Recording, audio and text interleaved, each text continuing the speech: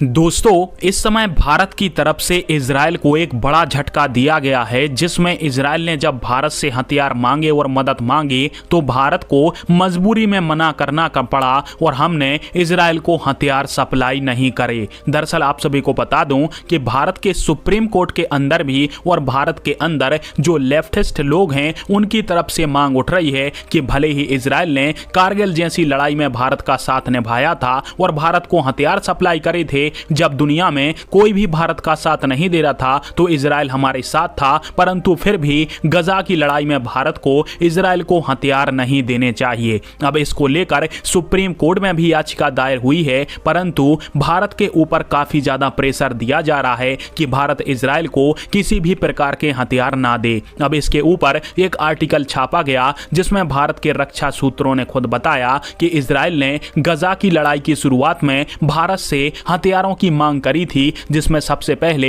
Israel को तोपें चाहिए थी, परंतु भारत ने इनको सप्लाई करने से इनकार कर दिया क्योंकि भारत के अंदर लोगों का काफी ज्यादा प्रेशर था। फिर उसके बाद इजराइल ने 155 mm और 105 mm के तोप के गोले भारत से मांगे, जिनको भी भारत ने सप्लाई करने से इनकार कर दिया और इजराइल को बड़ा झटका लगा है भारत की तरफ से। इसके पीछे वजह बताई गई कि भारत अपने हथियारों को लेकर जो भारत की निर्यात पॉलिसी है उसके खिलाफ नहीं जाना चाहता था, जिसके कारण से हमने इजराइल को हथियारों का सपोर्ट नहीं दिया और ना ही हथियार भेजे हैं और ना कभी भेजेंगे। परंतु एक बात और भारत के रक्षा सूत्रों ने बताई कि भारत और इजराइल की कंपनियां संयुक्त उद्यम बनाती हैं, जिनके माध्यम से भारत हथियार खरीदता है और इन हथियारों के पार्ट्स पहले भारत के अंदर बनते हैं, जैसे कि हर्मीज 900 ड्रोन। फिर इन हथियारों को इजराइल स्थित कंपनियों के अंदर लिया जाता है, वहां पर इन ड्रोनों को पूरी तरीका से बनाया जाता है और फिर यह ड्रोन भारतीय सेना को डिलीवर कर दिए जाते हैं